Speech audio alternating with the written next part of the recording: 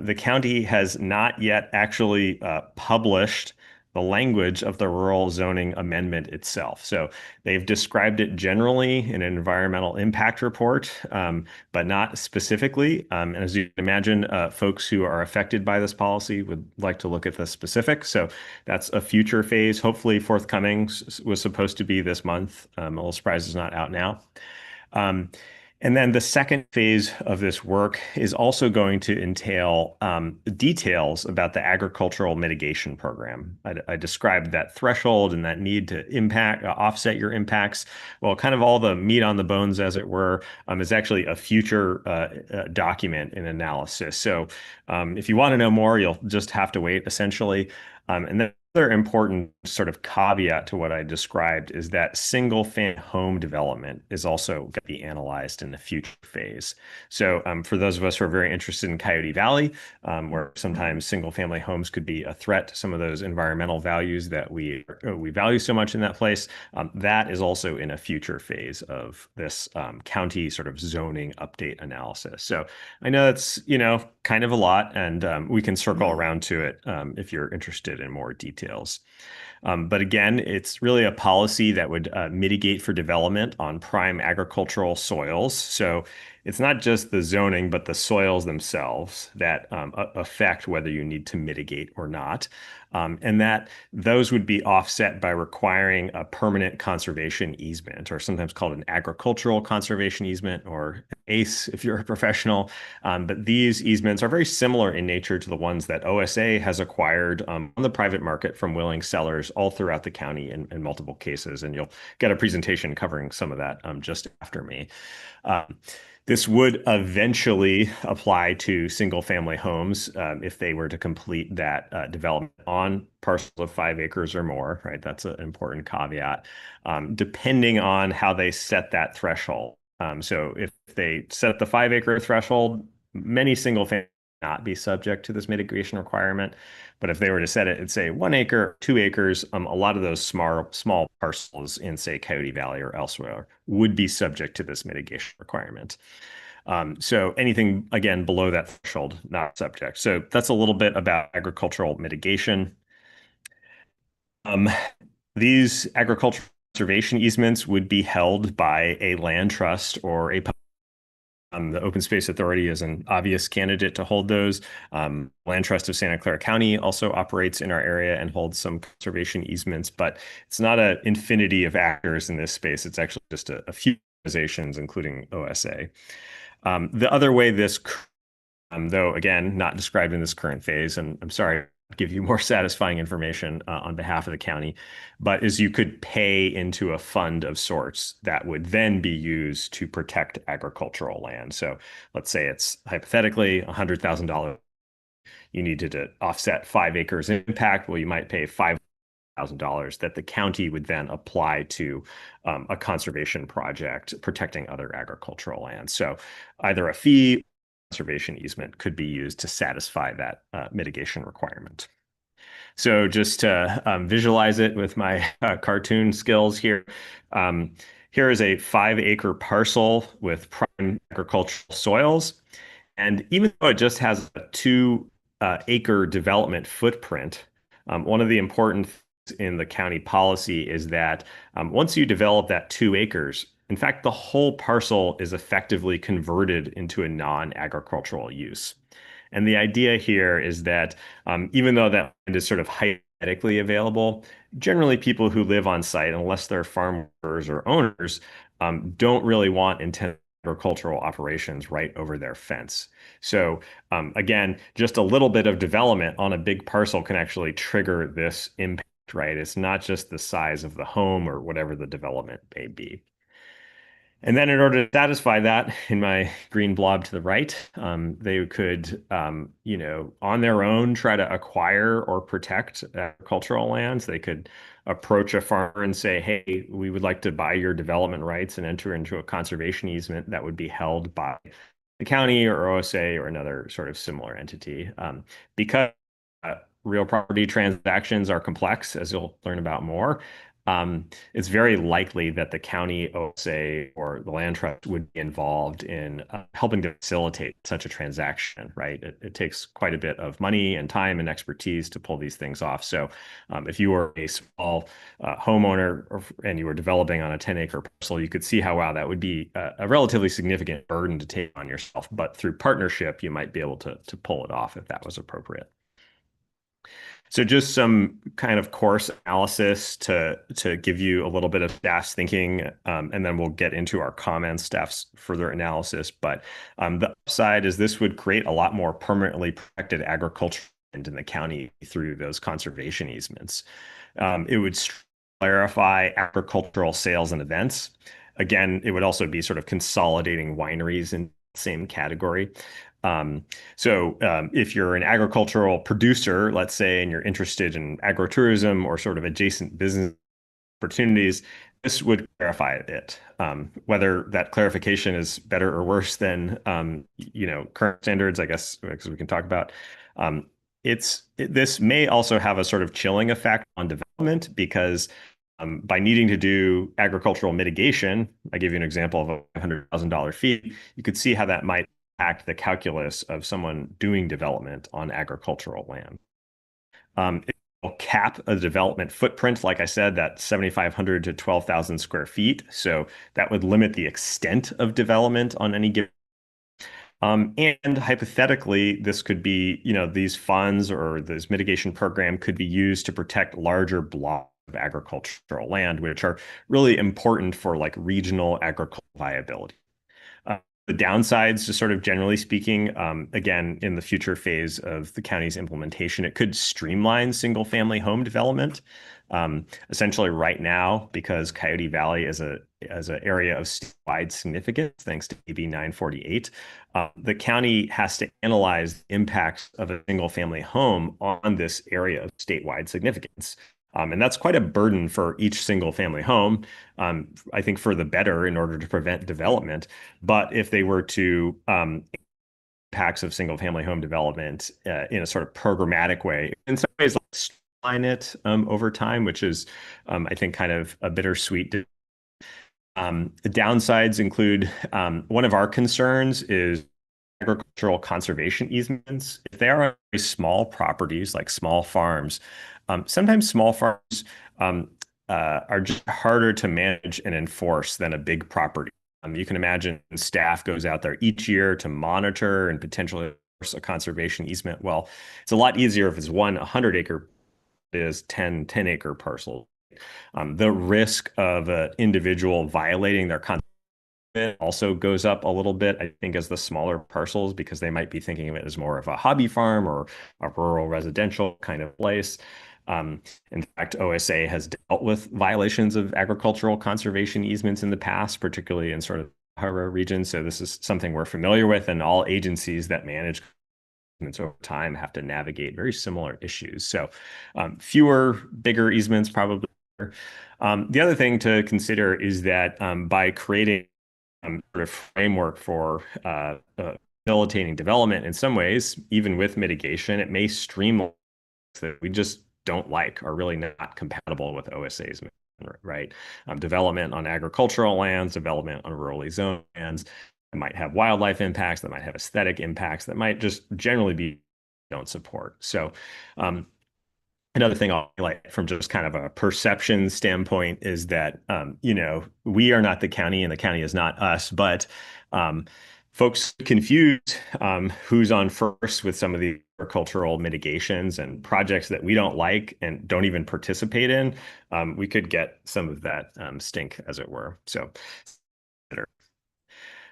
I and other staff listened to the public comment for this item at the county, and I'm just kind of summarizing them here. If you want to know more, I encourage you to listen to them and get them verbatim. Sort of generally speaking, wineries have expressed concern about these changes. They hitherto enjoy a part of the zoning, sort of not related to other ag and sales. So wineries folks definitely showed up and force at those meetings, expressed concerns.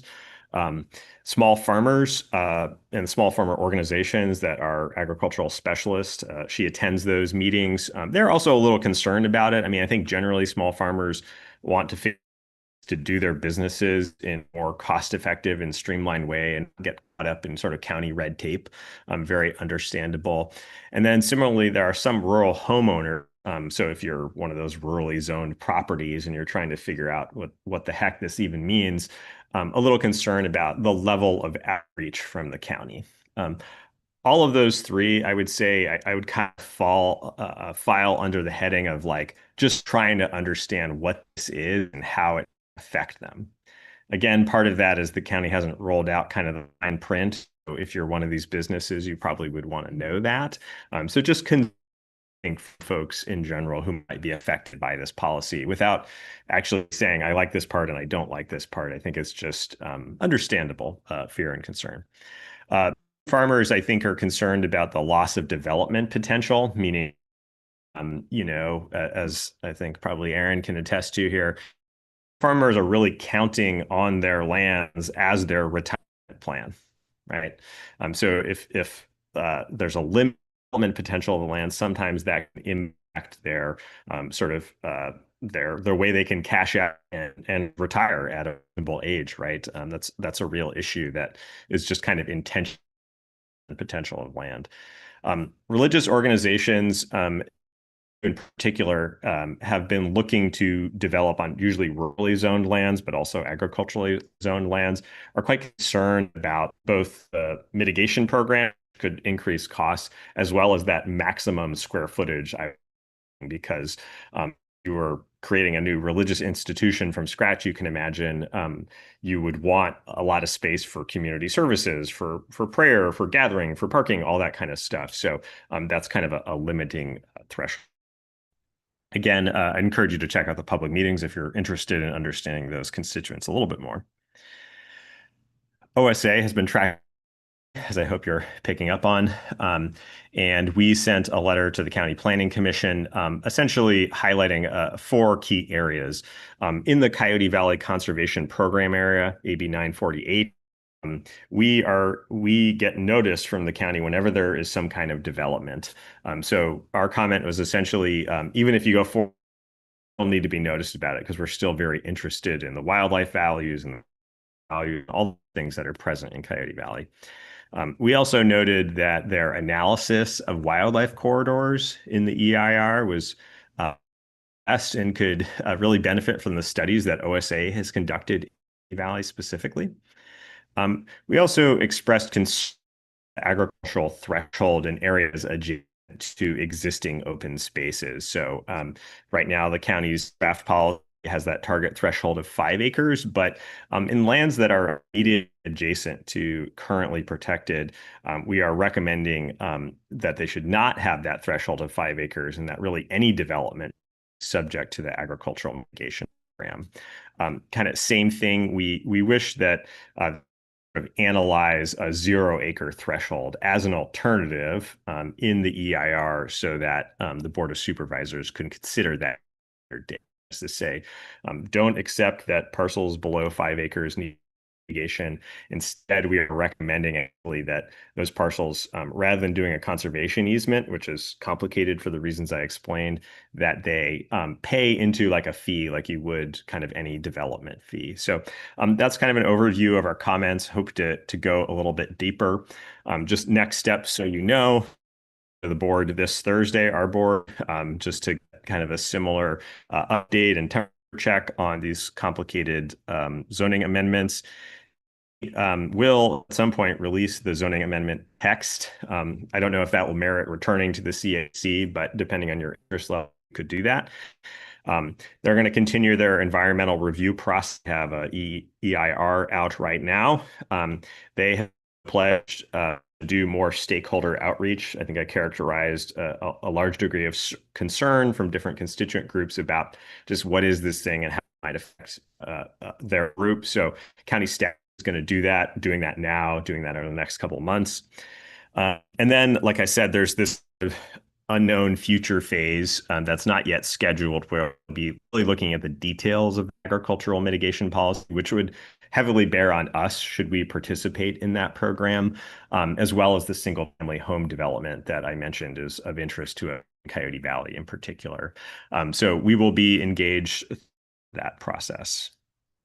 So with that, I welcome any questions or comments or feedback. I know that was a mouthful, so thank you. Yeah, big time. I'm assuming that the county still has by right applications for agriculture within the county, correct? So they're not trying to change agriculture by, it's a right still, right? Yeah, Yeah. So the thing they've mostly changed, and again, haven't seen the fine print, but they've essentially come up with two tiers of agricultural development, as I'll call it, for sales and events. There's a small tier and there's like a big tier. So the small tier is like a ministerial permit, like kind of more over the counter. And then the bigger one is subject to some kind of planning review in the draft language. And I'm understanding that Michael Meehan has left, I guess, the planning department. That's correct. Michael moved to Association of Bay Area Governments, I believe, and his last day was a couple weeks ago. Okay. So the new person in there is, I guess, supporting agriculture? I know Michael was a proponent of, more of ag himself, so I'm assuming that his replacement would foster the same beliefs. I'd like to think so. Yeah, they are. They've hired a new agricultural staff person who's more on the Supervisor Arenas put this forward a couple months ago about kind of having a liaison to the agricultural community, kind of around permitting and agricultural business development. I don't think they have yet backfilled Michael Meehan's position. However, they do have other county planners who have been involved in this project all throughout the way. So we've been working with them as well as Michael before he left. Just asking a few steps away from the planning commission. I was there in 1819. So I was there with Michael and Rob Eastwood and whatnot on the planning commission, trying to represent agriculture. So I'm sure it's changed rapidly since then. But I'm assuming that ag is still by right in the county. And then it amazes me that it's still going on since we had our committee meeting back, I think it was in 2018, that we actually had some things that the county wanted to do to support agriculture. And those still are not in, and I doubt they will be in by 2028, the way things move. But as OSA sees this, obviously OSA is not interested in mansion type of projects where there's a large footprint for homes and all that type of stuff within the boundary of Coyote Valley. I would imagine that the planning department is pretty much aligned in that same method. Do you find that to be true? Yeah, I mean, I think it's a great question. The one of the overriding intents of this policy, as convoluted as it may be, is to keep agriculturally related things on agricultural lands. The prior or existing version of the zoning is both ambiguous and has what's called this local serving provision that I think people have really struggled to understand, and I think that's right. So on net, I think these improvements protect agriculture and increase, the likelihood of agricultural staying on agriculturally zoned lands. So I think it's largely protective of agricultural lands. And I think the concerns that wineries and small farmers have are really just around the uncertainty of the details, not actually the big sort of broad strokes of the policy per se. Then the complexity that I see is that the ag community changes so rapidly. And right now, what you're seeing in the ag community, statewide really is this big lurch towards solar energy production.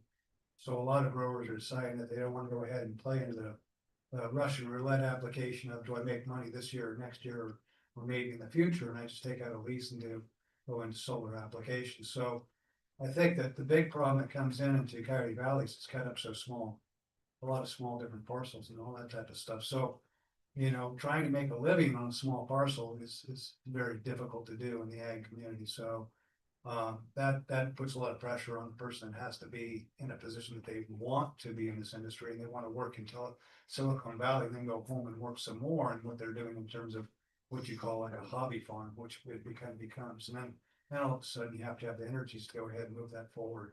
So I think that's gonna be the big obstacle going forward to keep these applications moving forward. I know that in the past, LAFCO was turned down. Some parcels, kind of going together and this was a while back and it was on the Kiala properties that they had all these tens and fifteens that they want to go ahead and merge together and cluster them and then have a development on that, keep those in ag.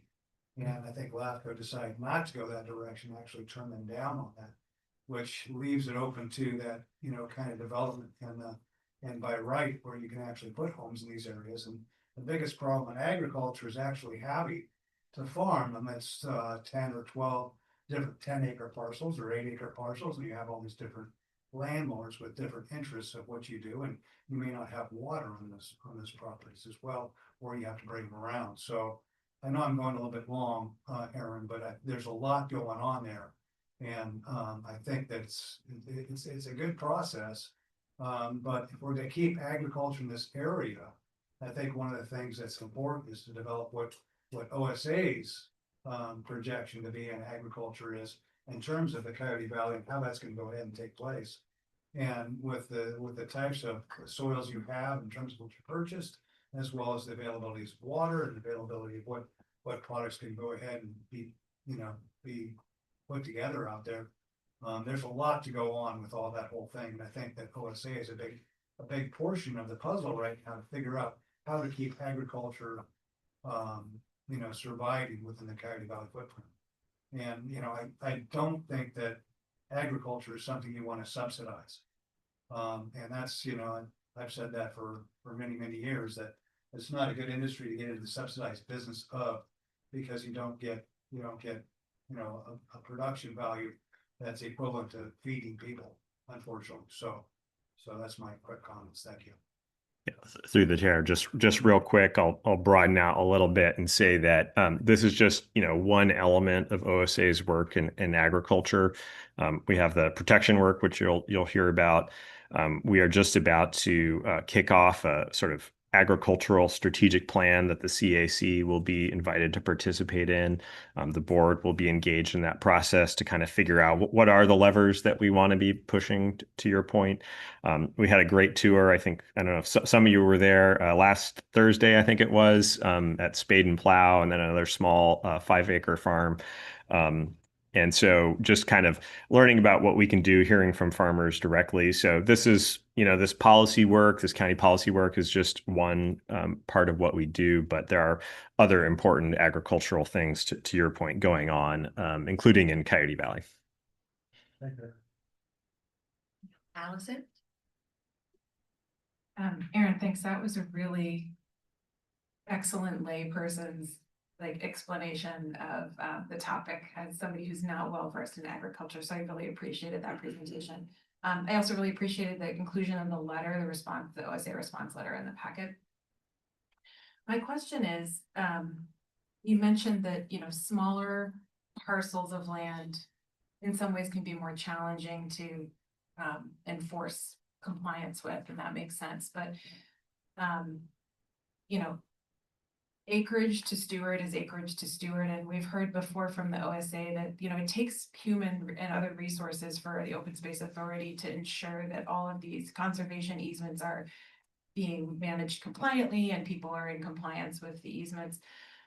So if past is a predictor of future, given if we were to look at the last few years in terms of land conversion, and we were to project forward, if the next 5 years look like the previous 5 years, how many more acres are we talking about conservation easements for approximately? And understanding that OSA might be one of several agencies kind of responsible for these, what I'm trying to get to is what would be the actual impact on OSA for this additional land to be responsible for monitoring and ensuring it's being done compliantly, and where do the funds for those human resources come from to ensure we have the staff to do that? Great question.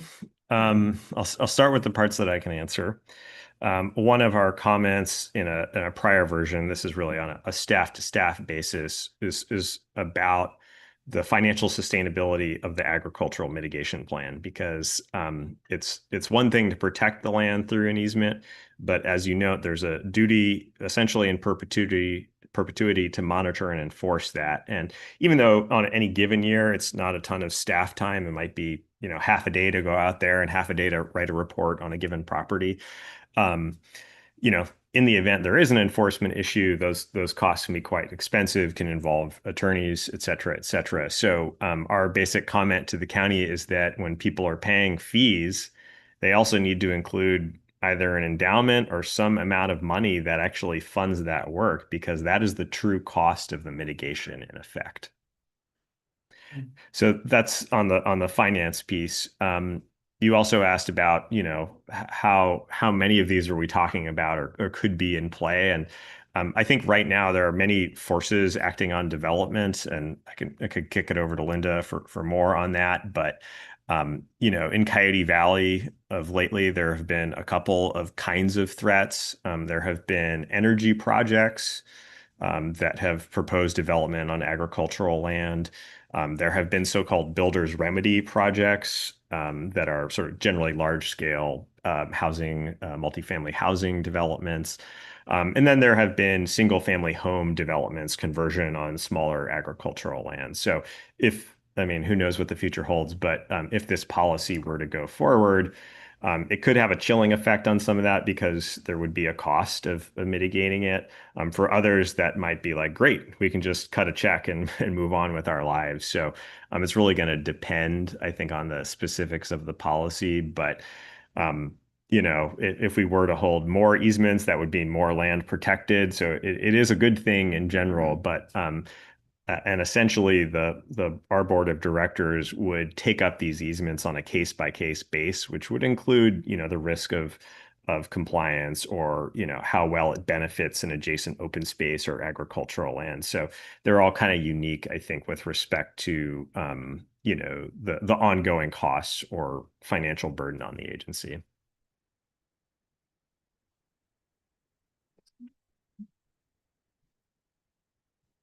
Yeah, I'd just like to echo one of the comments that you already received. I mean, I'm very blessed that both my children are interested in our operation, but there are many farmers and ranchers that have children that aren't interested, and they are looking to cash in on what they have. And if this is going to devalue their property, that's a major concern to many people in the business. Also, so supposing I want to put an additional housing. Housing is a big issue in all forms of agriculture. Providing worker housing, whether it's for many workers, a foreman, manager, whatever. So if I want to put in one house, does that mean I'm going to have to mitigate acreage for it? Because not everybody can just cut a check. You know, agriculture is kind of, you know, there's not a lot of surplus, if you will, at times. And, you know, many people aren't going to be able to just cut a check. Yeah, great question. Essentially, if your development is for agricultural workers, that is agriculturally related development and not subject to mitigation. Whereas if the housing was just kind of housing in general, and how the county determines that's a tough thing, but that's the general answer. So if you're a producer of any type and you're doing development that is related to your production, then there's no mitigation required. But yeah, I think your comments, especially about, you know, sort of property and, you know, retirement funds, or farmers who just have to get out of the business for one reason or another, that is a tough issue with this, because obviously the price of those lands is really set by its maximum development potential.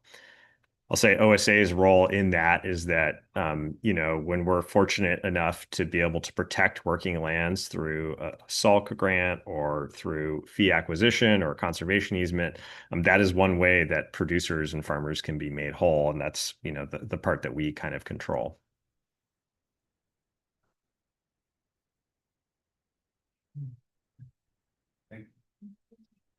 Any other comments or questions? If I could just read an example of what happened. We found the old Christopher family property. That goes back to Don. Don just passed away about 3 years ago. And it was his grandparents' property.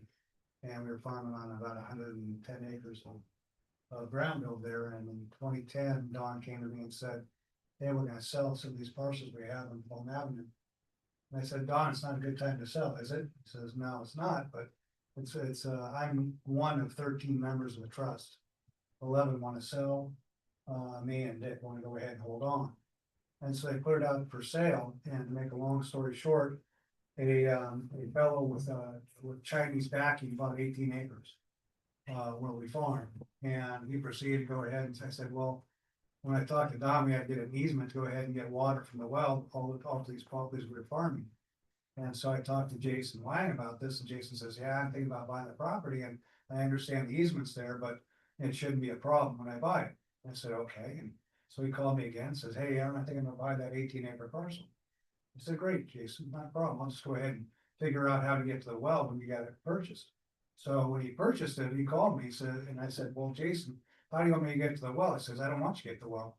You can use a helicopter to get to the well if you want, but you're not crossing my property. He proceeded to go ahead and fence the whole property, cross fence it, and use it as commercial and industrial rentals. He cross fenced the whole thing and brought in about 400 truckloads of rock, where he proceeded to go ahead and put rock over the entire property, which destroyed it from being agriculturally viable. And so they've been in court, and I think it was just foreclosed upon by the county just a month and a half ago. And they've been in court since about 2014. And they were fighting it, and they had bought 7 other properties in Santa Clara County. Now, I think, in the defense of the county saying, you have to have some sort of rules and regulations of what to do on this thing. So they're very gun shy about what people do out there, but it's not the agricultural community that's doing these things. It's outside influences. And this was a Chinese operation that bought property all through California and Nevada. And they just happened to destroy property that I was farming, and I watched it be destroyed. And I brought that up to the environmental community. I brought it up to a lot of people, and everybody kind of ignored it and said, I guess that's the way it's gonna be. And I think that's something that needs to be viewed, and stood by the community saying, that cannot happen. We cannot allow that to happen. And that's, I put that on the county's doorstep as not having the ability to go ahead and enforce what the zoning was. And that's why it lost. So I just want to bring that example up really quickly.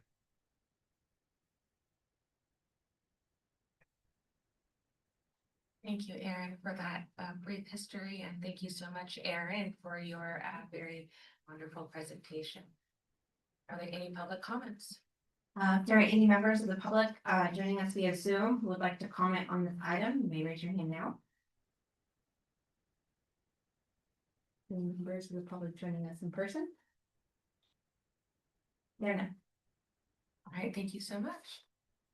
We will move on to the agenda, where we will now receive an update on the Rancho Cañada del Oro Regional Trail Project update from June 20.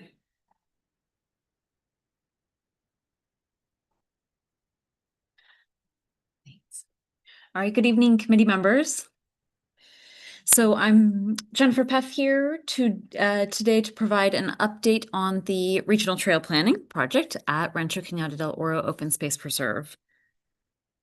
So agenda topics that we'll cover tonight include project goals, general regional trail updates for the area. We'll go over existing conditions, survey results from a survey that was completed for the project in winter spring of this year.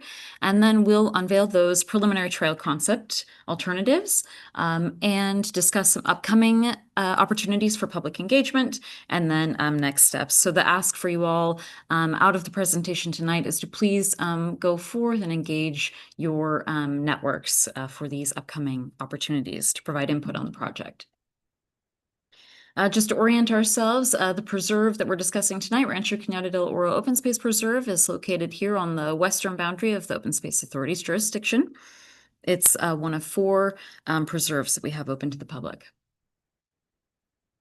The goals of the Regional Trail Planning Project are to expand regional trail connections at Rancho Cañada del Oro Open Space Preserve, to conduct an analysis of existing ranch and service roads out there on the property, avoid and minimize impacts to cultural, natural resources and regional wildlife connectivity, and then also engage the public and project partners to understand preferences for backcountry trail amenities, including campsites. In December of 2024, the Board of Supervisors adopted an update to the Countywide Trails Master Plan map, which you see here. Again, to orient us, this is Rancho Cañada del Oro Open Space Preserve, located adjacent to other significant parks and open spaces. So you have our 5,000 plus acre preserve next to immediately bordering Calero County Park, which is over 4,000 acres, and Sierra Azul Open Space Preserve, which is nearly 20,000 acres, owned and managed by the Mid-Peninsula Regional Open Space District. When this regional trail concept becomes a reality, Rancho will play an important role in connectivity north-south in the western county, ultimately connecting 33 miles of trail from Almaden County Park in the north to Mount Madonna County Park in the south. The preserve is important for regional connectivity, not only for planned trails, but existing trails. So from the existing 12 miles of trails at the preserve, you can connect to Calero County Park. And we recently dedicated nearly 14 miles of trail between the existing trail between Rancho Cañada del Oro Open Space Preserve and Calero County Park.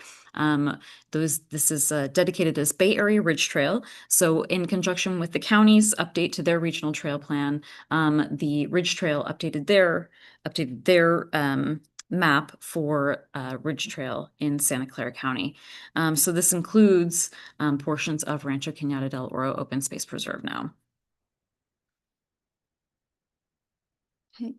So the Regional Trail Planning Project, I'll just mention briefly, it intends to make use of the existing infrastructure that we have at the preserve, which includes staging area, overflow lot, and equestrian trailer parking at the preserve. This would expand regional trail connectivity to the south, not only building out the countywide regional trail master plan, but Bay Area Ridge Trail Council as well. So as a reminder, access to the southern portion of the preserve was limited previously by Yaugus Creek. So in 2024, the Open Space Authority finished construction and opened the Yaugus Creek Bridge and Hidden Meadow Trail. The bridge provides access over Yaugus Creek, opening the southern 1,800-acre portion of the preserve to public access. And the project also includes the Hidden Meadow Trail, expanding accessibility at the preserve, connecting to the existing Yaugus Creek Loop Trail, offering an accessible trail as well as seating and interpretation. Some of the photos shown here are from the ribbon cutting of the bridge and trail.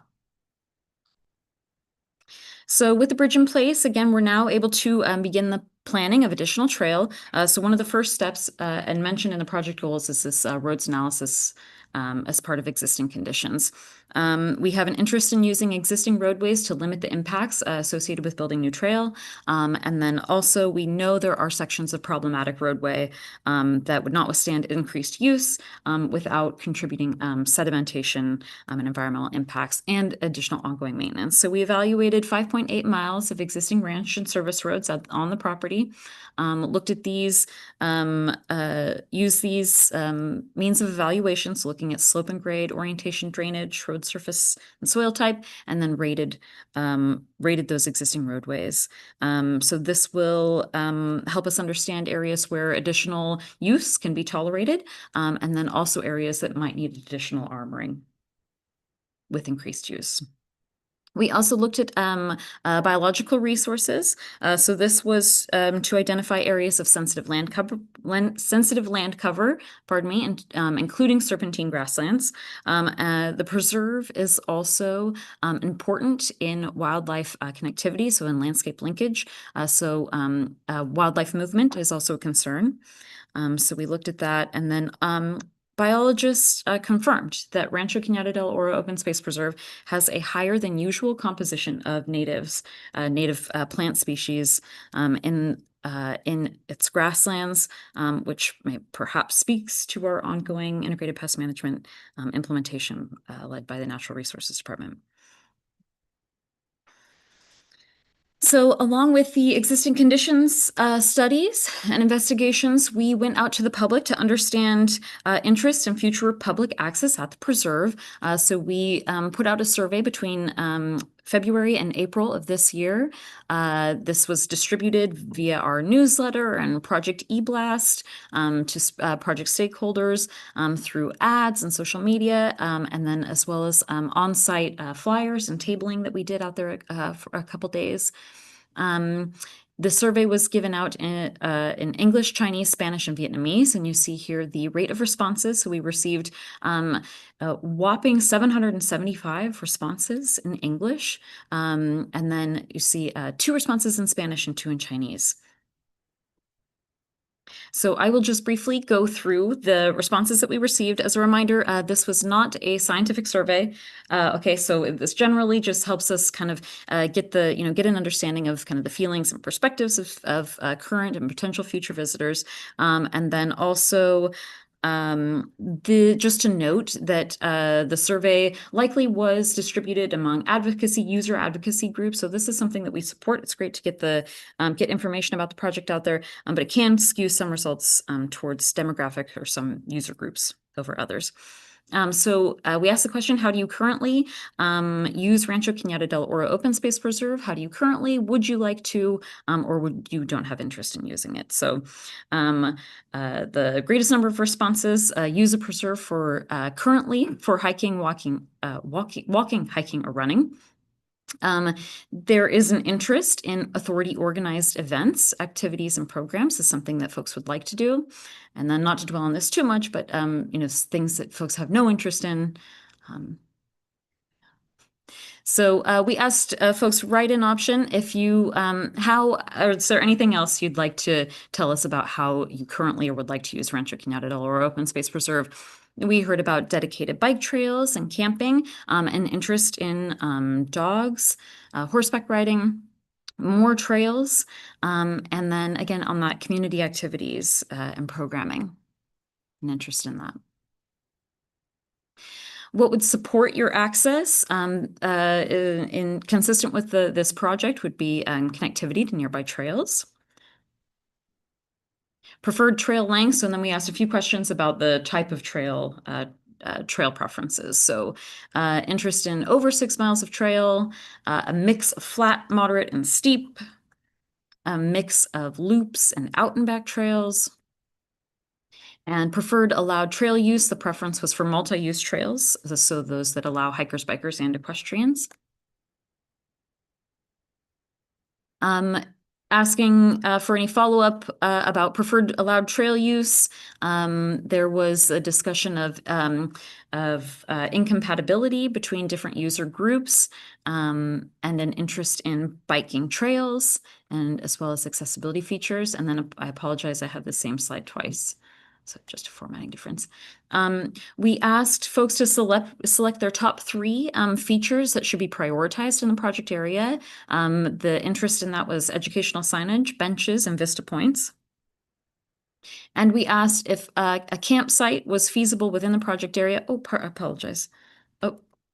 If a campsite was feasible within the project area, which campsite features should be prioritized? That was restrooms led, followed closely behind by individual campsites over group campsites and picnic tables.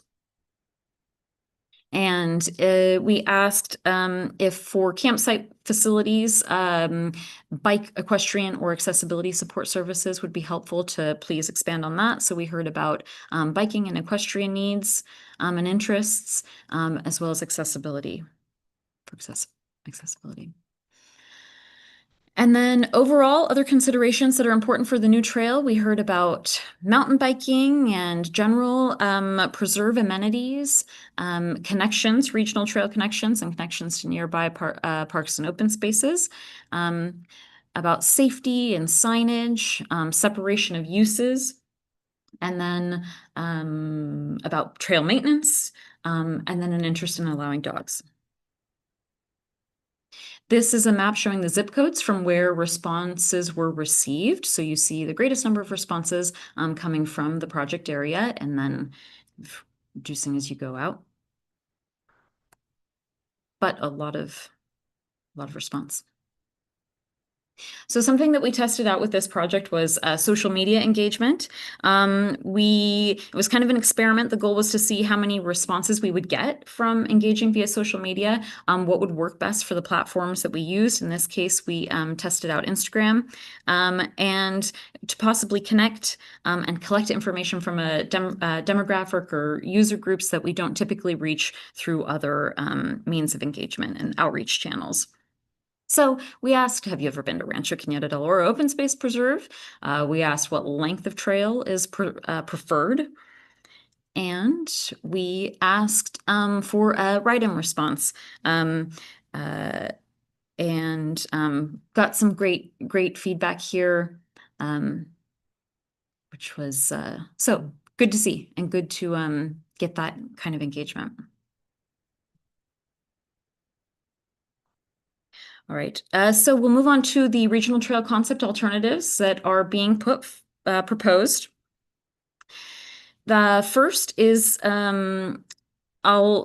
sorry, pardon me, I'm going to have a few notes about the concept overall, the concepts overall. So these highlight different user experiences, so through the destinations of the trail within the preserve, and also the habitat types and terrain that you're going to experience along the way. These are based on numerous trail scouting site visits by Open Space Authority staff, as well as our consultants, Xander Westbrook, who is our landscape architecture lead, engineering geologist Tim Best, and Santa Cruz Mountains Trail Stewardship. These are also based on public feedback that we heard in the survey responses. And then through additional future public engagement and feedback, we may develop a preferred alternative that is a mix of some of these alternatives. And then I'll just have a disclaimer, these are working names currently for these three alternatives. So beginning with the inner loop, you see this is a 2.8 miles of trail in total length. This would be, if you did the out loop and back, 4.5 miles round trip. This is 1.6 miles of existing ranch road. And the trail begins through a canyon of bay forest, and then you have some views of some pond restoration sites along the way before hitting that about one mile loop at the end. So this is an aerial perspective showing that trail from at the top end of the screen is existing trails at the preserve. You see are the parking and the overflow lot there, and then the trail coming up out of the Hidden Meadow Trail area. You can see the trail follows some low-lying drainages before climbing steeply in some sections through north-facing bay forests and mixed oak woodlands. The trail meets the existing roadway at the ridgeline and follows it again to that 1 mile loop that heads west before turning back. These are some photos. On the left, you see some of the earlier, closer to the trailhead, some of those riparian areas and mixed oak woodlands, and then out some of the views along that loop at the end. The next alternative is so-called regional focus. This would be, the goal here is about getting that distance, north to south. You'll climb through some beautiful and rare blue oak woodlands as you ascend to the ridgeline. This is a 5.8 miles round trip out and back. And there is, again, 1.6 miles of existing branch road that this would make use of, and then a 1.2 mile loop at the end. This is that perspective view. Again, you see, pardon me, sorry, get my notes straight here. Passing through, you'll get up out of the Blue Oak Woodlands, hit the ridge line, and as you make your way toward that loop at the end, you'll go through some serpentine grasslands, which provide the opportunity for some great wildflower views in the spring. And then that 1.2-mile loop at the end will take you through some sage and chaparral and mixed oak woodlands. And that would be New Trail at the end. Okay, here are some photos. Again, on the left are that blue oak woodlands that you see at the beginning of the trail, and then some of the views of the surrounding area, mountains, and wildflowers. All right, and this last trail alternative is a stacked loops to regional views, pardon me. This trail is 4 miles in total length, and this includes 3.2 miles of stacked loops near the staging area, including nearly 1 mile of a proposed hiking only connector trail, which you see there in the purple and black dash. So this would get you a maximum mix of habitat types and go to an out and back viewpoint with the potential for a picnic area or something similar with views of the surrounding area. This trail alternative could give us the opportunity to implement one-way trails. The design would target average grades in the 5% range, some flatter areas and a few shorter, steeper areas in the 15 to 70% range. The hiking only trail would be potentially challenging with 8 to 12% grades. So there would be a lot of shade and choose your own experience within proximity to the staging area. So there's not an infinite number of loops that you could do, but there are many, depending on how you stack it. And again, some of the photos from those oak woodlands near the trail start, some great rock outcroppings, and then views to Chesbrough Reservoir and El Toro at the end. All right, so we're going to take these 3 concept alternatives out to the public for feedback. We'll be releasing targeting the month of October for a public survey to get feedback on those 3 alternatives. We plan to hold in-person focus groups, so maybe through guided hikes at the preserve, and then also hold an online workshop. So again, more information will be coming, and we'll be distributing through the Project e-blast and in our newsletter and those other means of communication. And then also you all will get that information to be able to distribute with your networks. Some of the next steps for the project overall are to conduct a cultural resources investigation and outreach to our tribal partners, continue to investigate the feasibility of camping, location-wise and then operationally. We will take feedback on these 3 alternatives to develop a preferred trail corridor alternative, look at an implementation phasing approach for construction of the preferred alternative, and begin environmental review on the project. This is the schedule getting us to that preferred alternative or the corridor plan, as it's noted there, over the winter of 2025-2026. And the milestones identified in this year's work plan included you see the bulleted list here. We had a budget of $155,000. The total project budget estimate is a rough estimate. Again, we don't know what ultimately the preferred trail alternative would be. And there might be things like water crossings or engineering required that would affect that price. But again, the estimate is at $375,000 with a lot of trail construction planned for in-house trail construction. And total outside funding secured at this point is $290,000. That includes $250,000 from the Metropolitan Transportation Commission Priority Conservation Areas Grant and $40,000 from the Bear Area Ridge Trail Council. And I will stop it there. Thank you.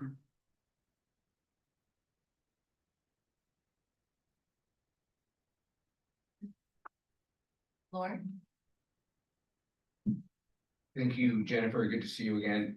I think you know that that is one of my favorite places, so this is all very, very exciting. I just have a couple of comments and then a question. Regarding mountain bikes, you know, with all the respect to our current company, I do have some concern over e-bikes just generally. They're essentially motorcycles. They're cycles with a motor. And while they don't have fumes and the noise, they're arguably more dangerous because they don't make any noise. So that's just a comment. Similarly with dogs, as much as I love mountain bikers, I love dogs maybe more. But I think given that these are open space preserves and we need to be so sensitive to wildlife and their comfort in breeding and staying in the area, I think we need to consider that when we consider the issue of dogs. As a question, do the new trails connect to any southern parking, or do they all have to return back to Casa Loma? Yes, all of those would return to Casa Loma as part of this phase of regional trail development at the preserve. Thank you for the Thank question. you again. Thank you, Beth. Yeah, thank you. Just looking at those three options real quick, the third one struck me as my preferred, and that's because I think it is more inclusive in some ways, because you have many different loops that are all different sizes and shapes.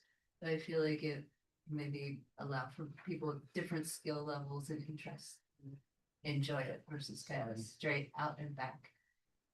Type activity. Another thought I had was that you mentioned having the like separate hiking and biking, and that is very important, I think, for safety reasons. However, if you're largely leveraging existing roads, I think you're probably gonna have like really wide trails. And in my opinion, I don't mind having bikes fly by me as long as there's enough space for you to stay on one side. So maybe it's not as important to have the dedicated use trails if you have a wide berth, those trails. Thank you.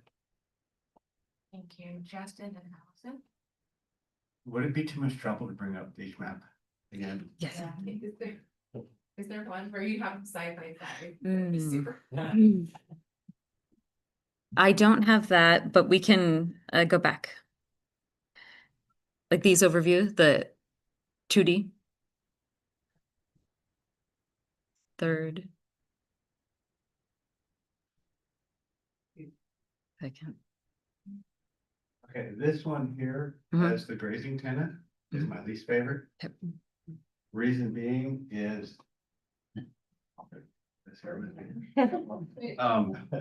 There's a fence line right here that separates the old portion of Blair Ranch with the rest of Rancho. And like this time of year especially, while the cows are calving, it's be nice to have someplace on the preserve where the cows can be left alone. Rather than having this loop come all the way down onto the former Blair Ranch. And the one comment that I'll make about the, as you mentioned, the former Blair Ranch property. So that's the south of that fence line, the southern portion of the preserve. We are required to open to public access as part of our agreement, as part of the funding agreement with county parks at the time the property was I acquired. believe the other, I think it was the first one, Mhm. comes into it a little bit, but Right. not a lot. Right. So my preference would be this one. Because it's less invasive, not only to the cattle, but also to the wildlife that are there. I mean, the portion that had all the loops out, all the trees and the brush, that's all deer habitat down in there, and that's gonna be kind of invasive to them as well. Thank you. My 2 cents. Thank you. Thanks, Justin. I'm gonna go with Allison, then Rob. This is a really hot topic tonight. My 2 cents after Justin's is I would really like us to seriously consider camping as a really bad idea. There are a lot of places in the Bay Area to go camping. And despite all the regulations and the, you know, expectations you can put on campers, there's gonna be noise at night, which is disruptive to the animals. There's gonna be debris and trash, human and otherwise, left behind.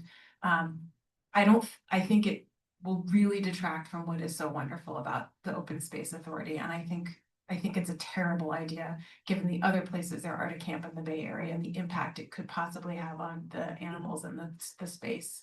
So I'd urge us to think really carefully about that. Thank you, Allison. Now I'm gonna go Rob to Joe. Yes, just to address the width. Oh, Rob first, then Joe. go ahead. I don't care. I'm not gonna fight you for it. I agree with two comments down here. My wife and I are 5,000 hours each for the county. And the number one violation that we see is dogs off leash, even though you say they're supposed to be on leash. And the only way you get compliance at all, other than we won't talk about what they say to us, is that we say, recently there's been dogs bitten by rattlesnakes and died. And that stops that, but that's one of the problems. The other problem is I'm on the Guadalupe River Task Force and have been for 5 years. We're the ones that basically cleaned up the river and now opened it back up so that people can enjoy it. And all of a sudden the electric bikes shooting up and down, the speed limit is 15 miles an hour. And they're screaming down there 25 to 40 miles an hour. And we're now having accidents. So I think you have to be very careful how you do either, because it causes problems. And then with this young lady, campsites, obviously not working for the county, but volunteering for the county, we clean up mess all the time. And what we clean up is cigarette butts and sippy cup straws and everything that's left behind that the wonderful staff gets rid of. And we pick up every single day, anywhere from 1 to 5 bags, and that's up 2 people. So, yeah, just my comments, all from experience. Thank you, Joe. Yeah, just to address the width of the trail, from working with trail masters, we always look for at least a 4-foot distance from the side of the hillside and then the outside. So, and we have a tool that we use, and we're pretty sure that we can get at least 4 foot wide. So that shouldn't be a problem. Thank you. All right, thank you all for your comments. Are there any public comments? Yes, we have our first commenter on Zoom is Jessica Singh. You may unmute yourself and begin. You have 3 minutes. Great, thank you. So my name's Jessica Singh, and I'm with Silicon Valley Mountain Bikers. Our organization represents a very large mountain biking community here in Silicon Valley with 2,700 followers on social media. First of all, I want to thank the Open Space Authority for everything you do. And thanks so much, Jennifer, for this presentation. This was really awesome. Silicon Valley Mountain Bikers sponsors the largest youth mountain bike teams here in the area, which includes hundreds of kids and families. Part of our mission is to get kids outdoors and away from their devices. I myself have a 13-year-old where being hooked on devices is a reality. So we'd love for Open Space to consider building more fun trails that are close to home, where people don't have to drive to access trails. Every weekend, I can tell you, tons of families load their mountain bikes and drive Highway 17 to access trails out in Santa Cruz and have dinner there before coming back and taking business away from Silicon Valley. If we build great trails out here, this would keep our communities here in Silicon Valley to enjoy our own open spaces. Mountain biking as a sport, I don't know if you're aware, has grown tremendously since the pandemic, and interest in the sport continues to grow. Our mountain biking community is very willing to help out as well. Silicon Valley Mountain Bikers, we organize several trail days with land managers, and we have been able to gather really large crowds of volunteers to help with trail building and maintenance. For example, we had an event where we had 50 volunteers show up at one time. So our organization fully supports the regional trail project at Rancho Cañada del Oro, and we support dirt trails accessible by mountain bikers that would appeal to all levels of mountain bikers, including kids. Several mountain biking teams in the area often ride Rancho Cañada del Oro, Almaden Quicksilver, and also Calero County Park. So more fun trails will really get kids outdoors on their bikes, and parents here in the Bay Area will be so thankful for that. So I do want to add on an additional comment about e-bikes. I don't know if you're aware, but e-bikes, most class 1 e-bikes here have a maximum speed of 20 miles an hour. So they are set at a maximum speed. So I just wanted to point that out. Thank you very much. Thank you. Thank you for the public comment. We also do have a public comment here in the room.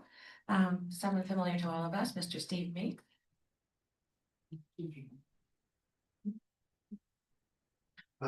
Points or questions. I couldn't tell on the map, on the 3 choices, is there a spot for a bench? The reason I asked, rather than just ask as a question, I'd really like at Coyote Valley that I get a prize about 2 miles in. It's not fancy, it's just those metal benches, a place to sit down, say, yeah, I made it here. And I like that in the other places as well. They're beautiful at Mayala, but just a bench would be nice. The other is, I don't know enough about raising cattle, but is there on the south side, is there a period of time that is particularly sensitive? Some months, if you told me it's 12 months, then doesn't help. But if you told me it was 3 months, that maybe that gate stays closed with a reason why. Maybe that's a middle ground that works for everybody, cows included.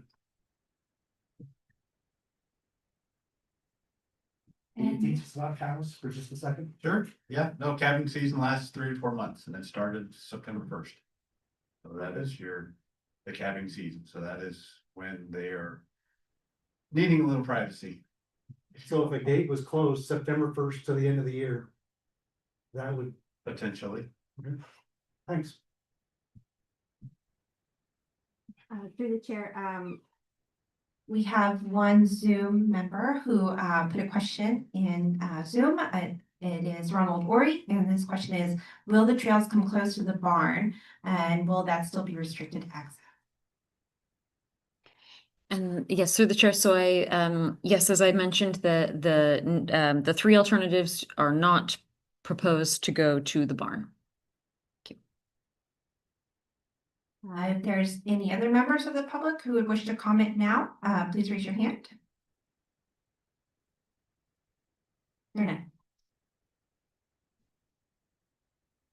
Thank you. Thank you so much. Okay, moving on to our 3rd item. We're now going to have another presentation on the Open Space Authority's Real Property Program, which should be exciting as well too. Great. And this will be from Alexander McCoy.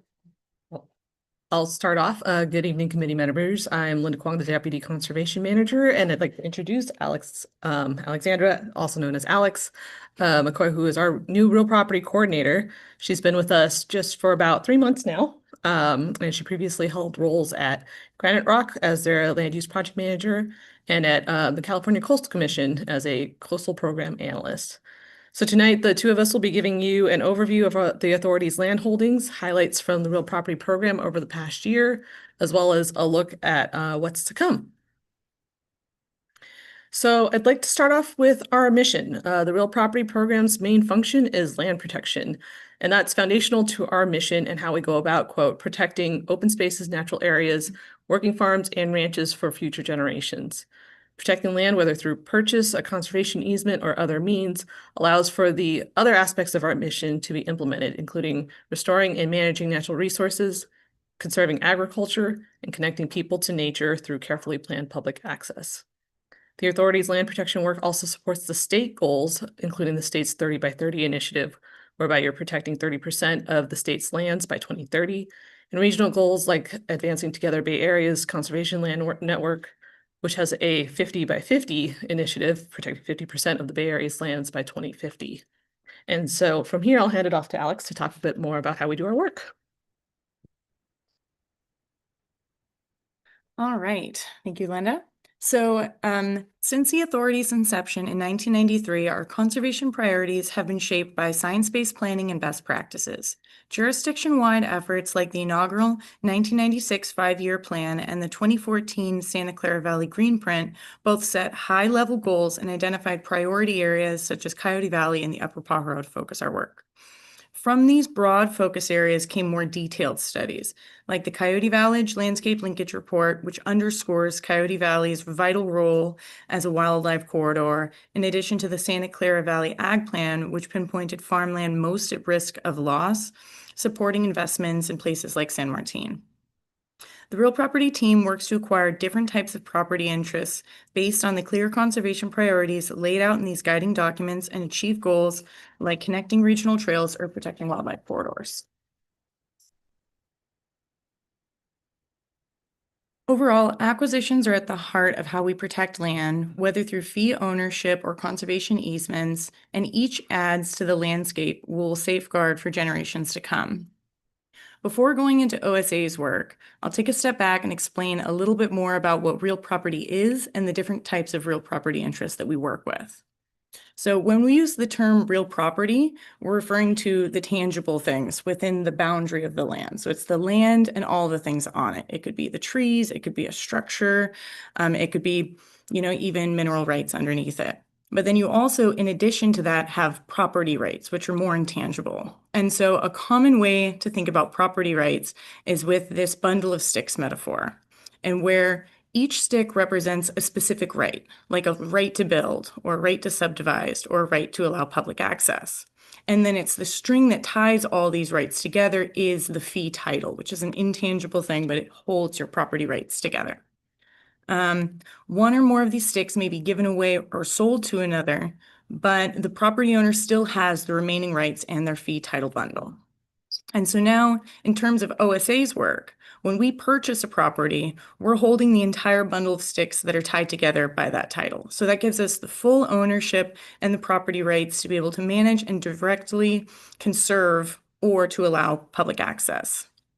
Properties may come to us through donation or strategic purpose, but we also track listings so that we can acquire critical lands when they become available.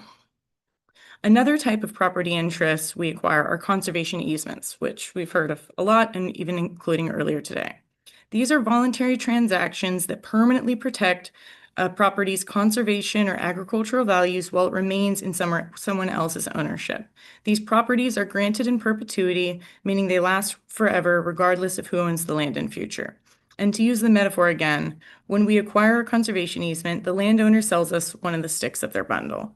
So ultimately, we have one of the sticks, which for conservation easements usually means development rights or other restrictions on the property that would provide for protections, while the remaining bundle remains in the hands of the landowner to use within the easement's restrictions.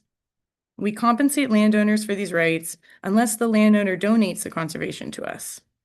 We become long-term partners with that landowner and ensure protection through annual monitoring while the landowner continues to manage the land, such as maintaining roads, grazing livestock, living on it, or keeping farmland in protection.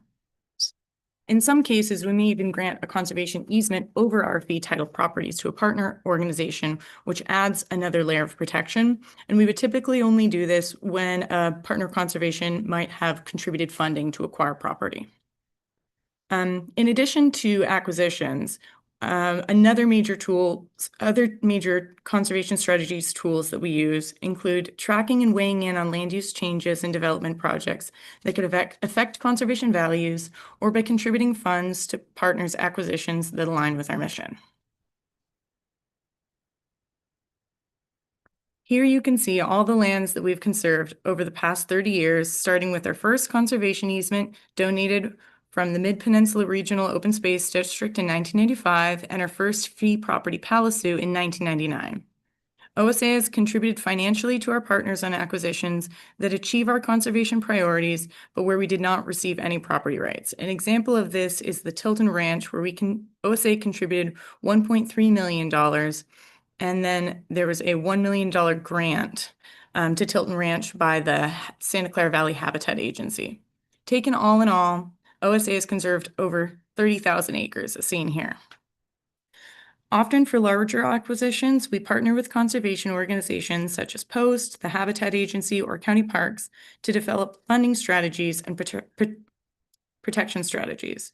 We leverage each other's resources to achieve greater conservation outcomes. Many Acquisition projects require external funding from public and private sources, including state grants, private foundations, and partner funds. With real property and grants working closely together, we've been successful in bringing in nearly 150 million in outside funds towards acquisitions in the past 10 years, significantly leveraging OSA dollars and allowing for OSA funds to be put towards other projects. The OSA has the ability to formally dedicate lands for open space purposes. This dedication adds for an extra layer of protection since those lands can only be sold or have their interests conveyed through a majority vote in a special election. OSA's first dedication occurred in 2003 with Sierra Vista, Palazzo, and Rancho Cañada del Oro, and then in 2010 with Blair Ranch becoming another part of Rancho Cañada del Oro. And back to Linda. Thanks. So I'm going to go over some of our highlights over the past year, and one of the main focuses from our last year is finishing the transfer of properties from Peninsula Open Space Trust, or POST, that they had purchased in the time span of 2019 to 2022 in Coyote Valley. And this was a multi-year effort for us to secure grant funding to acquire these properties from POST, navigate all of the grant requirements, and then negotiate conservation easements that POST then retained on these properties for that extra layer of protection that we had discussed. And POST is leaving some money in the ground in exchange for that easement. So in November of 2024, we closed on Laguna Seca, which is that golden colored property to your right on the northwest corner of Bailey Avenue and Santa Teresa Boulevard. And that's 376 acres, and we received a total of $16 million in grants from the state. That's $10 million from state parks and $6 million from the California Natural Resources Agency. In March of 2025, we acquired 3 more properties from POST. It's formerly known as the Dong Tavern and Fisher Bends properties. It's shown in orange, and that's a total of 142 acres. And that was acquired with a $5 million grant from the Wildlife Conservation Board. And so we're working on this next phase of transfers for the remaining properties that are shown in purple, which total about 340 acres. And we're working closely with our state funders to navigate the grants. As you may have heard, the state was sorting out really the funding availability over the last few months. And so as that rolls out, we're working very closely with our funders to figure out how to package the properties for transfer. And then shifting gears to current priorities, Coyote Valley continues to be our top priority, not only for transferring the properties from POST into our ownership, but continuing to work with POST to acquire the properties needed to complete the landscape linkage vision as the opportunities come up. The next one would be Tilton Ranch. We are continuing to work diligently with the Santa Clara Valley Habitat Agency, which is a close partner of ours, as well as County Parks, another partner of ours, to enroll the 1,861 acre property into the Habitat Reserve System.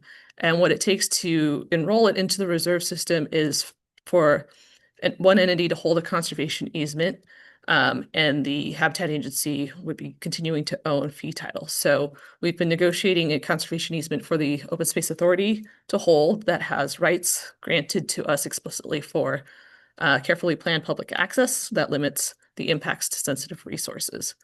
We've made significant progress on this easement, and it's currently under review by the wildlife agencies.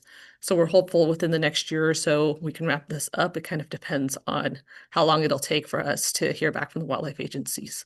And that's the California Department of Fish and Wildlife and the U.S. Fish and Wildlife Service. On the agricultural front, protecting agriculture continues to be a priority, and we have applied for what Aaron mentioned as the SALT grant, is a Sustainable Agricultural Lands Conservation Program through the state for funds to acquire an agricultural conservation easement on over 400 acres of important farmland just north of Gilroy. Those awards for the grants will be announced in October 8th. So we're hoping that in a few weeks we'll have some good news to share on that front.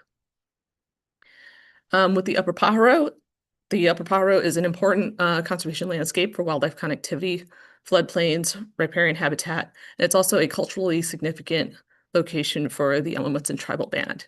And so we're excited to continue collaborating with partners to strategize on how to protect this area. And because the authority's jurisdictional boundary ends at the county line, which coincides with where the Pajaro River is, but nature doesn't really pay attention to those kinds of lines, we're trying to explore how to conserve the Upper Pajaro River watershed with our partners and what that would look like regionally, and figuring out how we can support our partners on both sides of the river when our jurisdiction essentially ends at the river.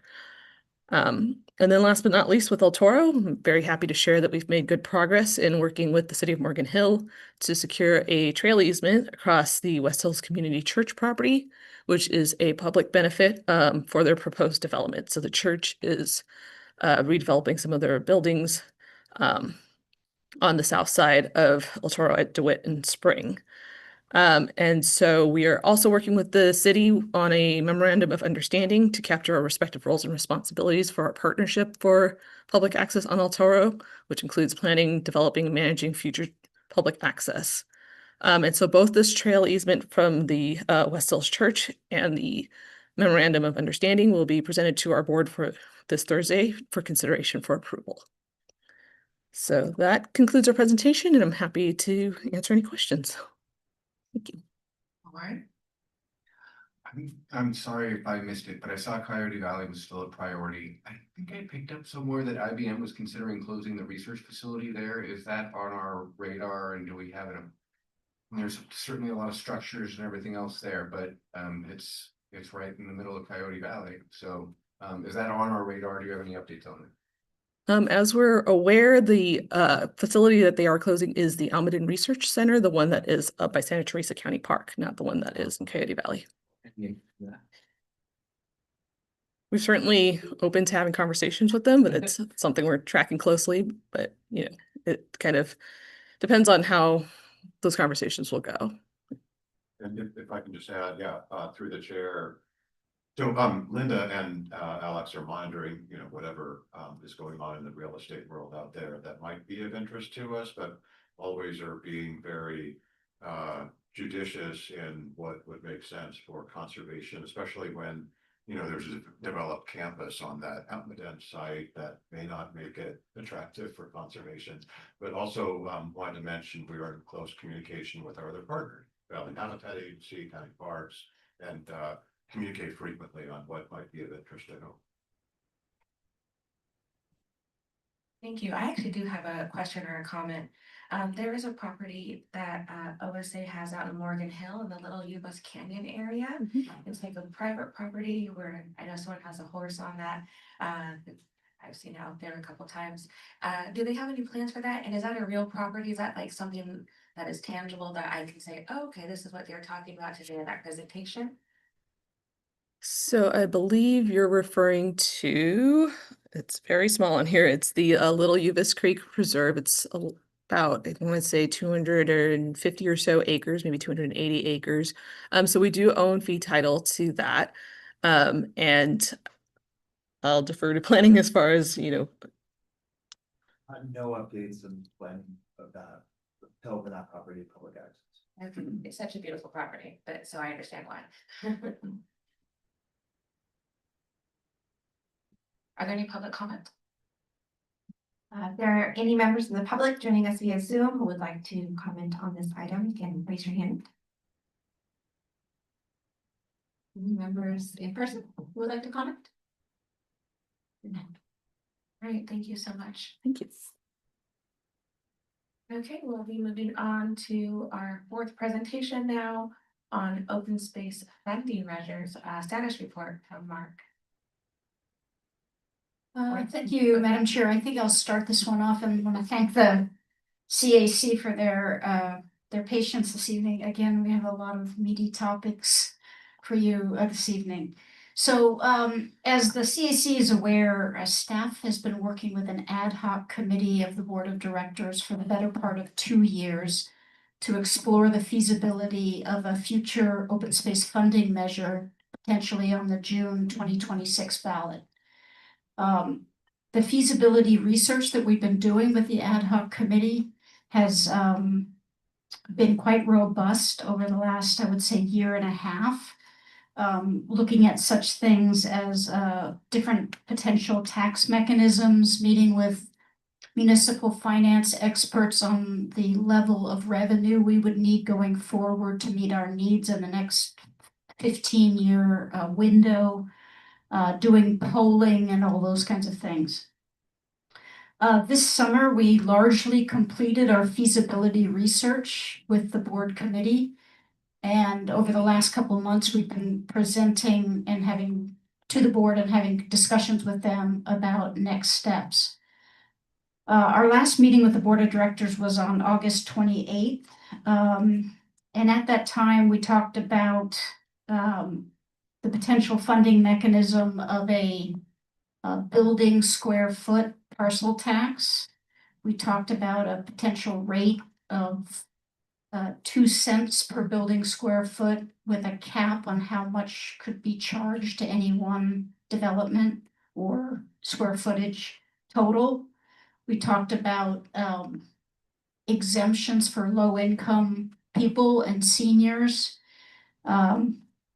We continued to talk about the feasibility through polling, which, as the CAC knows, did not reach the requisite 2/3 that would be required if the Open Space Authority itself were to put a funding measure on the ballot. We did reach 2/3 in 2014 and again in 2020. So at that board meeting, while the board did not make any direction to staff or any recommendation, we've left the door open to continue to look at what our options are to place a measure on the June 2026 ballot. And the last day for the board to place a measure on the June 2026 ballot would be March 6th. The other thing I wanted to let the CAC know that in general, in California election law, there are 2 ways that you can place a funding measure such as a parcel tax before the voters. One is that if the agency itself places it before the voters, and if in doing so would require a 2/3 vote, which is about 67%. The other way is through a voter initiative, or sometimes called a citizens initiative, which you're seeing more use of that in California. It was used in Santa Cruz County last year to success. And that approach where citizens collect signatures, verify those signatures through the registrar of voters, and then the agency must place that measure on the ballot. That requires 50% plus 1. So we talked in general about those kinds of ideas with the board.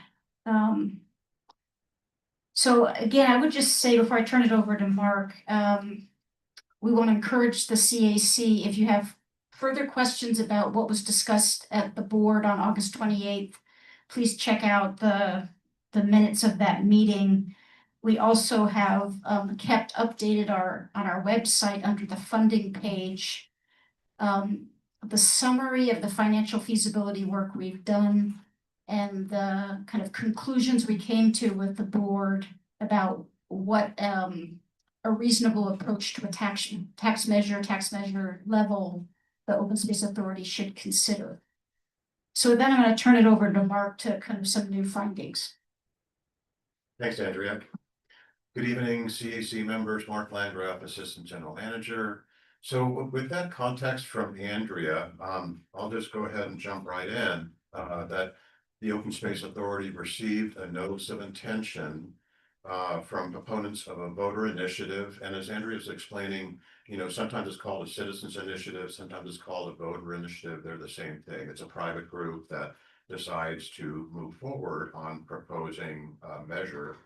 And so the proponents of that voter initiative provided a notice of intention for a parcel tax to benefit the Open Space Authority on September 9th. It's like the first step that's required of such a voter group for starting to collect signatures. And then 2 days later, on September 11th, we learned from the registrar of voters that there was a notice of intention filed with the registrar, as well as the measure content, so full text of a measure. And that was on September 11th. We were notified that the measure that's described as the Santa Clara Valley Wildfire Protection, Clean Water, and Open Space Act was officially filed. So that is now underway. And to our understanding, there is signature gathering happening as we speak. So the content of that measure, we've read through it, is public information, it's out there. It seems to align really well with the things that Andrea just mentioned that we've been reporting to our board and developing through stakeholder outreach and other means of feasibility research over the past couple of years. You know, it's the 2 cents per building square foot, $7,500 cap per parcel, the senior low income exemptions. It does include all of that. And it has similar provisions for what the money would be spent on. Similar to what's in our draft expenditure plan that we've been presenting to the board these past many months. So, you know, that the content of that measure is posted on our website, as Andrea mentioned. If you go to About Us and then Funding, what the information that we received from the registrar of voters and from the proponents directly has been posted up there. So that's okay for us to provide, even though it's a citizen-led. So this is all, you know, within the rights of the state election code for citizens to pursue an initiative like this, and we as an agency support those rights. They have up to 180 days to gather those signatures, which they then submit to the Open Space Authority, to our district elections official, for an initial count of the signatures, and then we in turn hand them over to the registrar of voters for that signature validation. If they collect enough valid signatures, the initiative is presented to our board, as Andrea mentioned, to officially place it on the ballot.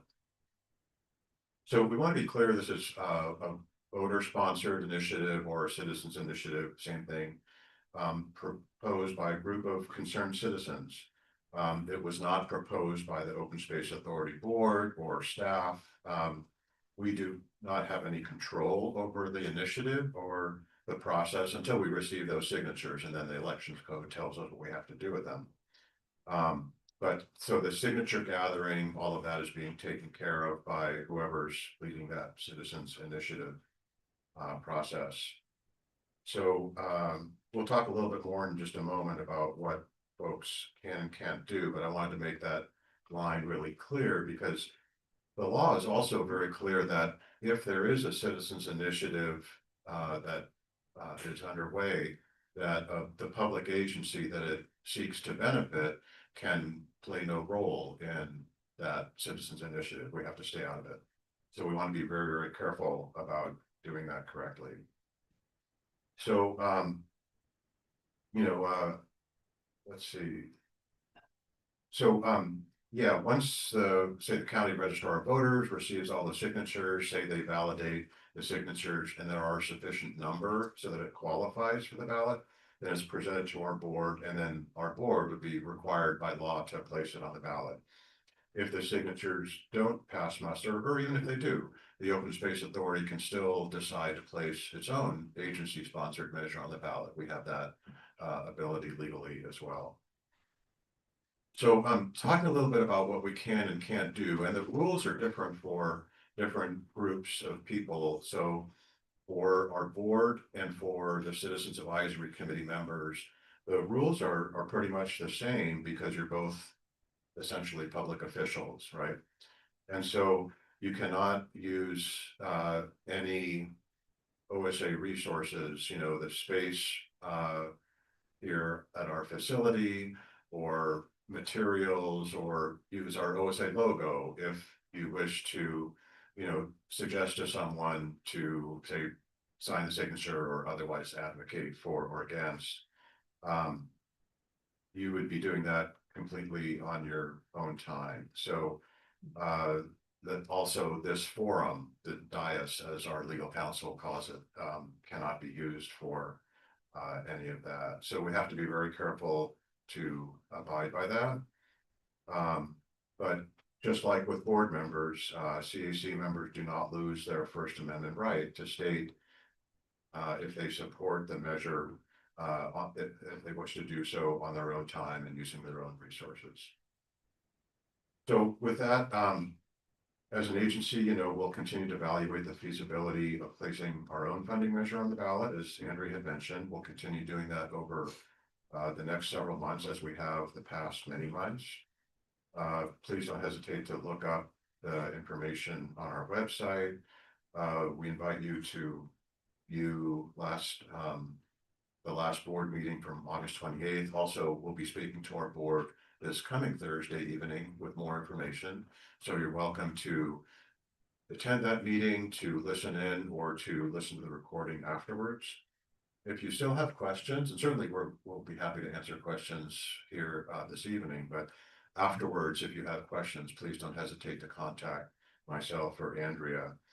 In the meantime, it is perfectly okay and very much encouraged to continue to promote messages that the Open Space Authority puts out on social media and through its newsletter to your networks, as you have been doing. That's objective public education about the Open Space Authority's work, not about funding measures, but about the work that we do and why it's important, why nature is important to people. And then just generally helping to educate the public in the ways that you do. So with that, I would turn it back to you, Madam Chair, and happy to answer any questions. Mark, thank you, Andrea. Mark, are you allowed to distribute like talking points and stuff like that? Like, is this agency allowed to give us like a sheet of talking points, or would that be overstepping those bounds? Yeah, through the chair and please weigh in here too, Andrea, but right now, the thing that's underway is a citizens initiative. That's not ours, so we have no talking points. I mean, you're welcome to read through the materials. And if you get a question from someone, say a member of the public, or you're out at an outreach event, and somebody asks a question, you could do the same thing. You could refer them to the website, and then if you have further questions, refer them to us. What I meant was, is if there is something of particular interest to the Open Space Authority, would it be in our interest to say, hey, we have strong feelings about this, and this is how best to communicate them if you share these views?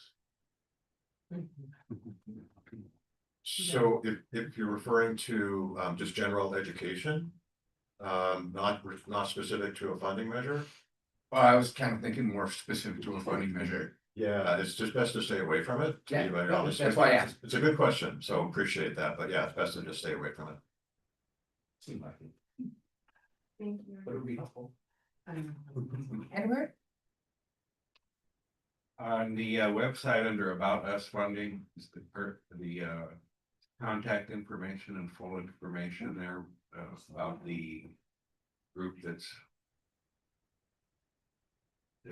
gathering signatures and how to get a hold of them, their contact information.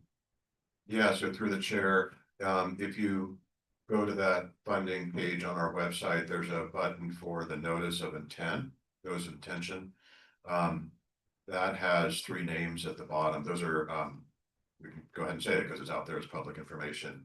Ken Yeager, Shiloh Ballard, and Julie McCrae, who's also known as Julie Hutchison. Those are the 3 components that are listed on that notice of intention. Thank you. Yeah.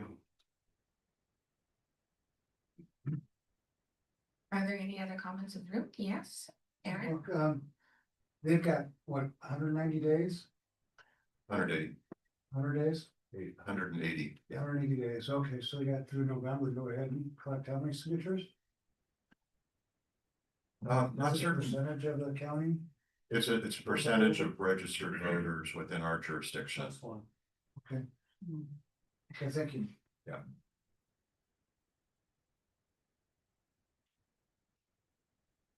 Are there any public comments? Any members of the public joining us in person would like to comment? All right, well, thank you, Mark.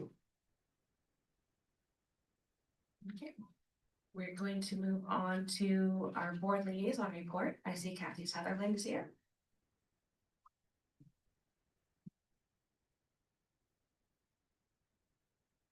And I came bearing gifts. Yeah, you love yes. So.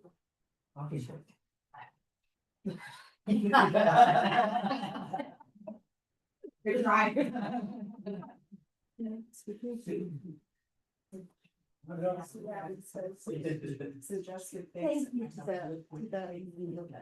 CAC members.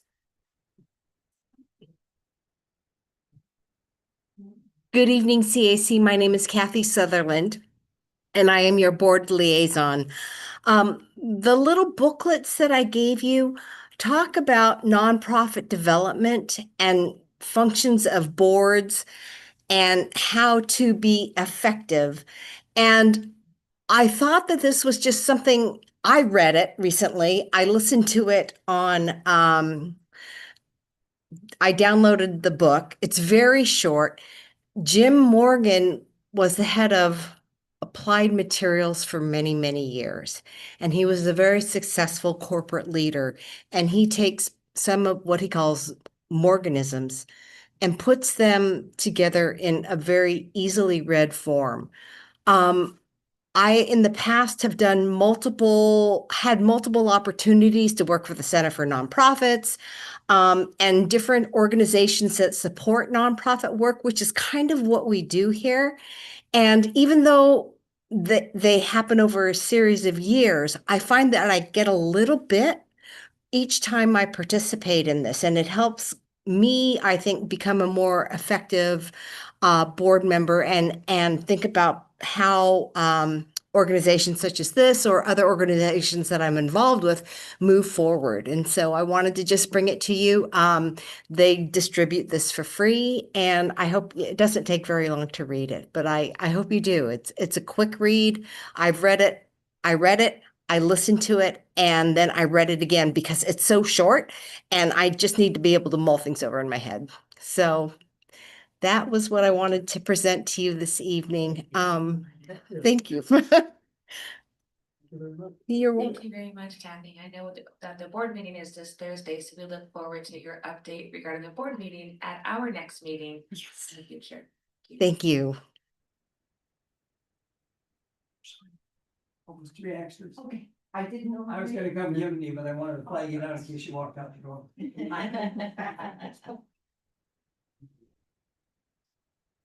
Great. Well, maybe we can use these as our book club book, like Allison had suggested at our last meeting as a way to gather and get to know each other. A great little group read here. We can move on to our general manager and staff update.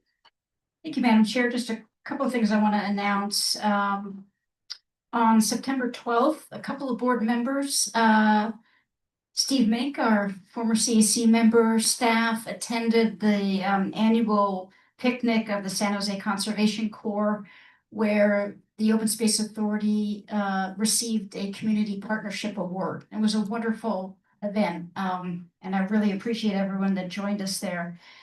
Fall seems to be the time for all kinds of events to be going on that we are participating in. You may be aware that this Sunday, Green Foothills is holding their annual Nature's Inspiration event, and they're holding it at Tilton Ranch. If any of the CAC members would like to attend, I think we still have a couple of tickets left, so let us know. On October 4th, the Santa Clara Valley Bird Alliance, formerly known as Audubon Society, is celebrating their 100th anniversary, and we're going to be giving the keynote speech there about conservation in the Santa Clara Valley. On October 10th, Sierra Club is holding its annual Guardians of Nature event and honoring former CAC member and former board member Garnetta Annable.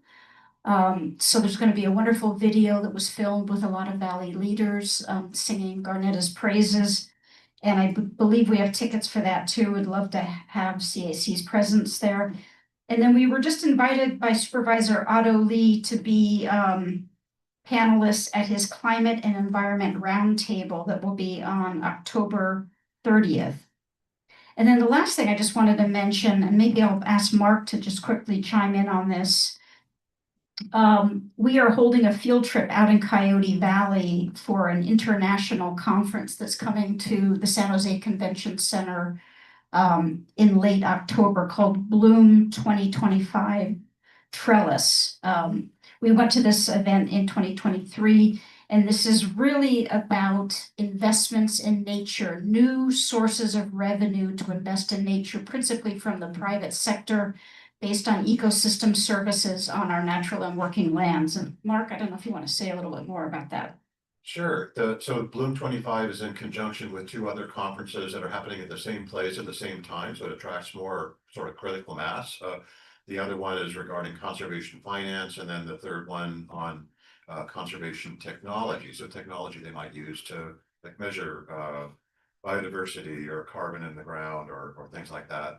And so it draws a lot of corporate interest. And so we've already got quite a few signups for that Coyote Valley field trip, and expect to fill the bus of 30 people to bring them out there and talk to them about what we're doing to draw nature investment out in Coyote Valley. Thanks. And then just the last thing I'll mention is we have a very loaded, or maybe better, interesting board meeting for Thursday night. Not only are we going to talk about this voter initiative, citizens initiative, and what it means and what the Open Space Authority's role is in that on Thursday night with the board. Linda mentioned we're going to be presenting to the board a memorandum of understanding with the city of Morgan Hill, looking with eyes toward the future toward co-management of the El Toro Mountain future open space preserve. We're going to get direction from the board about our concerns related to a proposed Heritage Oak Cemetery in Coyote Valley, asking the board about writing a letter when we get future word about that project from the city of San Jose. And with that, I think I'll pass it down to you, Mark. Yeah, good evening again.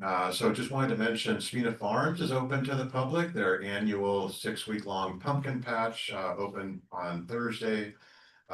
Their hours vary, but generally they're open 9 to 6 during the week, 8 a.m. to 9 p.m. on Saturdays, and 9 a.m. to 8 p.m. on Sundays. We're really excited. It's, as you probably know, it's on land that we own. We lease it to them. They do a wonderful job. They've been building it up every year more and more, and it's really fun for families to go out there. And we have a wonderful new display that's there even when volunteers aren't there to hand out brochures, but there are brochures mounted onto these beautiful displays that engage the public, especially kids, so they can measure themselves against Julie elk. Anyway, it's really artfully done, so we're very proud of that. And then just wanted to also mention this Friday evening, there's a Grill and Govern barbecue being hosted by Assemblymember Patrick Arons. That's at the City of Santa Clara Central Park at 6 p.m. And we'll be there. We really appreciate Director Sutherland drawing our attention to it and setting it up for us. So we'll have a table there with brochures and all of that. Oh. Well, thank you. Good evening, directors. Good evening, members of the CAC. It's been a very long day. Sorry about that. Lee Rauscher, Assistant General Manager. And I just sorry, I missed that. Promotion. Exactly. Just one update, and that is to remind folks that this Saturday is our volunteer appreciation event out at our Tilton property as well. If for some reason you didn't find an invitation, or if you got an invitation and you forgot to reply, there's still time. If you let me or Gavin know that you'd like to attend, it's 11:30 to 1:30, and we'd love to see you there. Thank you. Lucas, I can't quite see you, but anything you wanted to report out on tonight? No updates from me tonight. Okay. All right. Thank you, Madam Chair. That concludes our staff's report. Thank you so much. Okay, we'll move on to any committee members, share outs. Piggybacking off Mark, letting everybody know that the Spina Farms is open. I do have to say, as somebody that goes out to those parks a lot, do be mindful of the traffic if you're coming from 101 on Burnell, or if you're coming from the north down Santa Teresa. It's considerably more difficult to get to Coyote Ridge and Rancho Cañada del Oro. Ride an e-bike. All right, I see Edward and Yeah. then Robert. Just not there. I just wanted to give a shout out to Anna Regalado for the outstanding tour that she arranged on Thursday of the two farms. I wish more people could have attended that. We went to Spade and Plow in Gilroy and Three Feathers in Morgan Hill, talked directly to the organic farmers there. And got a great overview of their entire operation. It was incredible, and she did an outstanding job putting that all together.